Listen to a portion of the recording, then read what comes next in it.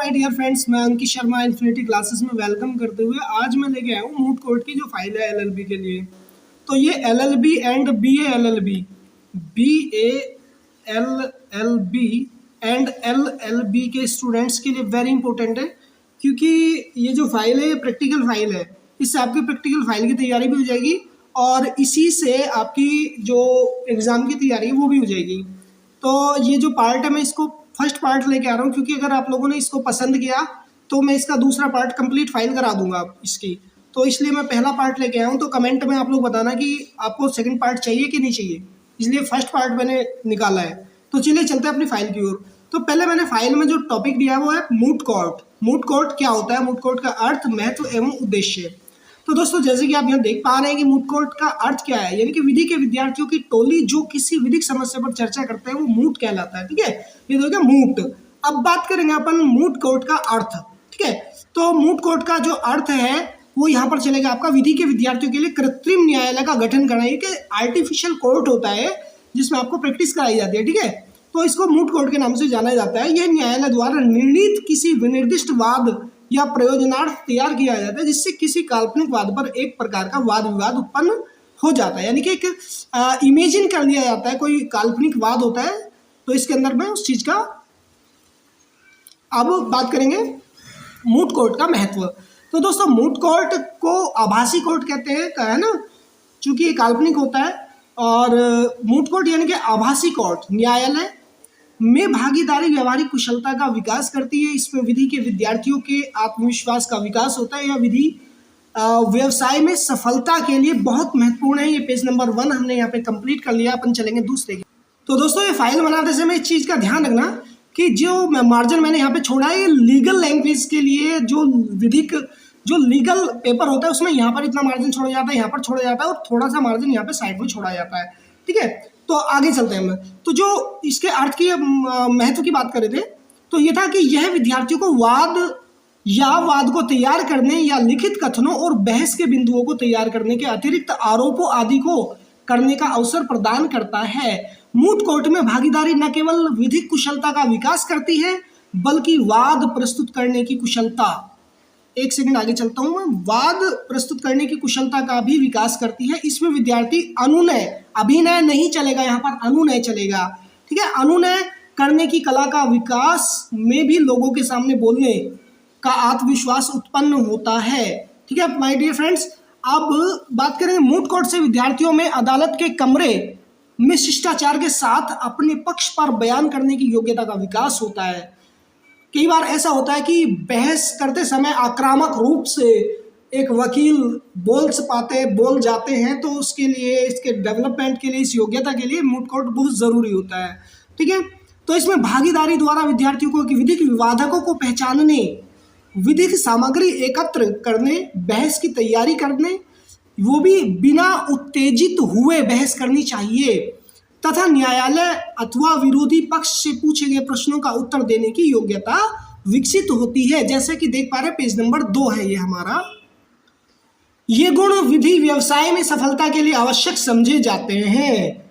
Moot court में भाग लेकर विद्यार्थियों को अधिवक्ता के कर्तव्यों का ज्ञान भी हो जाता है और अधिवक्ताओं से यह अपेक्षा की जाती है कि वे न्याय प्रशासन में न्यायालय की सहायता करेंगे।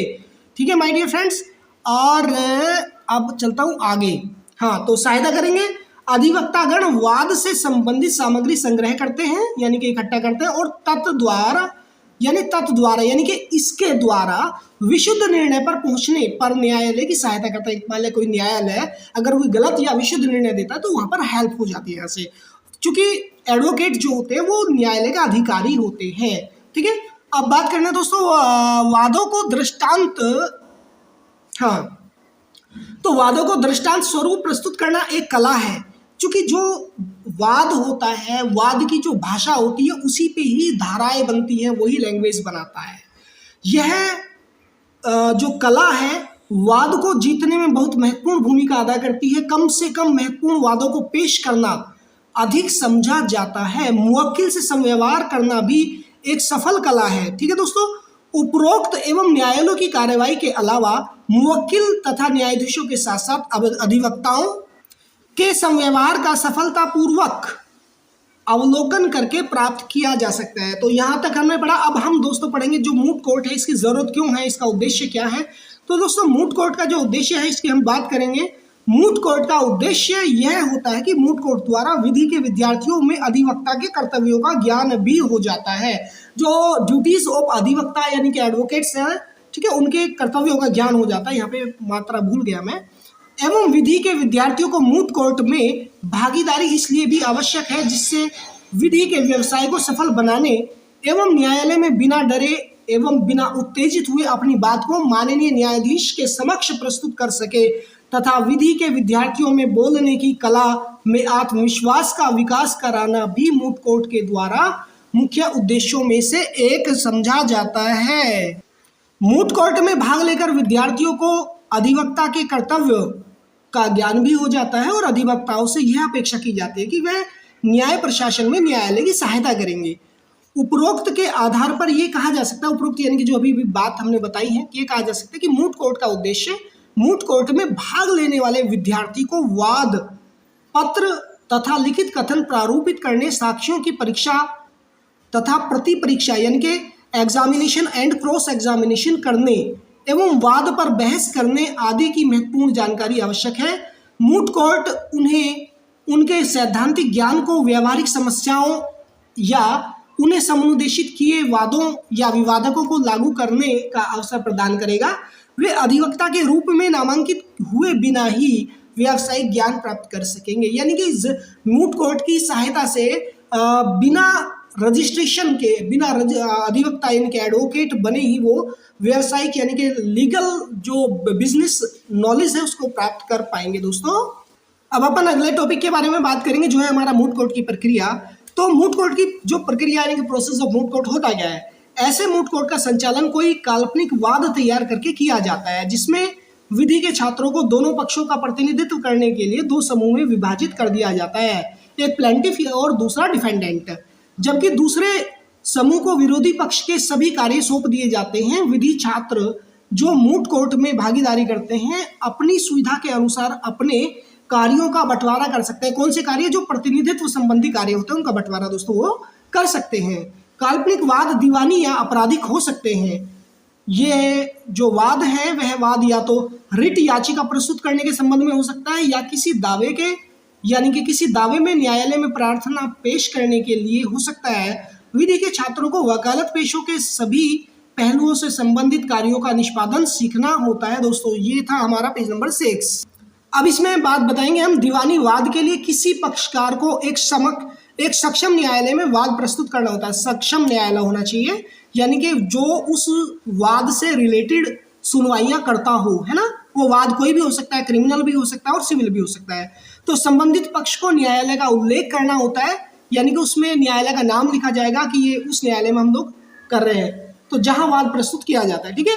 वादी तथा प्रतिवादी दोनों का नाम और पता वाद में देना आवश्यक होता है। वादी के लिए वाद के जो तथ्य होते हैं, वाद के हेतु को और जो अनुतोष के दावों का उल्लेख किया जाना अनिवार्य होता है, यानी कि उनका उल्लेख किया जाना चाहिए। दोस्तों वाद पत्र में संपत्ति का विवरण, उसकी चौहद्दी का मतलब होता है बाउंड्री, ठीक है, चारों तरफ से उसको बाउंड्री यानी घेर लेना, और सिविल प्रक्रिया संहिता के अनुसार परिनिर्धारण का अभिलेख या सर्वेक्षण की संख्या अंकित किया जाना आवश्यक है। वाद फाइल किए जाने के उपरांत विरोधी पक्ष को सूचना दी जाती है और उसे अपने लिखित कथन में वाद पत्र के तथ्यों को इनकार करने का अवसर प्रदान किया जाता है। जो लिखित कथन सिविल प्रक्रिया के आदेश नंबर 8 की प्रक्रिया के अनुसार वाद पत्र की जांच करने के बाद जमा किए जाते हैं, यानी कि जो वाद पत्र है उनकी जांच करने के बाद ये जमा किए जाते हैं। वाद पत्र का जो लेखन होता है एक कला है जिसमें वाद के तथ्यों का उल्लेख होता है। वाद पत्र परिच्छेदों में विभाजित होता है, यानी कि अलग अलग पार्ट्स में, उनको परिच्छेद कहते हैं, विभक्त होता है। वाद का तर्क बुद्धिमानी से तैयार किया जाना चाहिए, ठीक है, क्योंकि यही बाद में सफलता प्राप्त करने का आधार बनता है। और वाद का तर्क ऐसा होना चाहिए जिसमें न्यायाधीश सत्यता की जांच कर सके। और मूट कोर्ट में भागीदारी करने वाले विधि छात्रों को चाहिए कि तथ्यों जो तर्क हैं, तर्कों को पक्षकारों के अभिकथन के अनुसार तैयार करें। वादी पक्ष की तरफ से बहस करते हुए मूठर यानी कि विधि छात्र को चाहिए कि वे विरोधी पक्ष तथा उसके गवाहों की स्वीकृतियां तथा अस्वीकृतियों को ध्यान में रखना चाहिए। वादी के पक्ष में सभी मजबूत बिंदुओं को ध्यान में रखा जाना चाहिए, क्योंकि इसी के आधार पर वाद में सफलता प्राप्त की जा सकती है। दोस्तों, ये जो हमारी फाइल है, इसका अगला पार्ट आपके कमेंट्स पर डिपेंड करता है कि आपको इसकी ज़रूरत है या नहीं। मुझे लगा कि आपकी ज़रूरत के लिए आपको देना चाहिए, इसलिए मैं इसको शूट कर रहा हूँ, रिकॉर्ड कर रहा हूँ और आपके लिए ला रहा हूँ। अगर आपको आगे इसकी ज़रूरत पड़ेगी, अगले पार्ट की यानी कि पूरी कंप्लीट फाइल चाहिए, तो मैं इसको भी रिकॉर्ड कर दूंगा। इसमें आप मुझे कमेंट बॉक्स में बता देना। तो उपरोक्त बातों को यानी कि अभी जो सारी बातें हमने की ध्यान में रखते हुए मूठर सफल अधिवक्ता के गुण प्राप्त कर सकते हैं। मूठर को विधि पर बहस करना चाहिए, ना कि तथ्य पर। जो विधि है, विधि पर ही बहस करना चाहिए। जो तथ्य पर बहस करेगा तो फिर वो केस ही क्या रह जाएगा, क्योंकि जो तथ्य है वही तो वाद की विषय वस्तु होती है।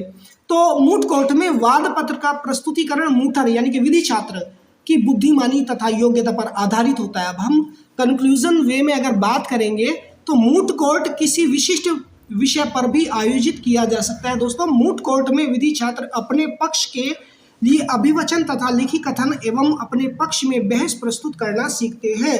तो ये था moot court. Moot court is very important to all law students, क्योंकि इसके अंदर वो सारी चीज़ें सीखते हैं जो एक एडवोकेट्स के अंदर में होनी चाहिए। तो ये अब मैंने पेज 9 यानी कि पार्ट फर्स्ट में इसको तैयार किया। दोस्तों, अगर अच्छी लगे तो वीडियो में लाइक, कमेंट, शेयर, या अगर अच्छी ना भी लगे तो डिसलाइक कर देना, कोई प्रॉब्लम नहीं है। लेकिन कम से कम इससे पता तो चलेगा ना भाई आपके थॉट क्या है हमारे लिए, ठीक है।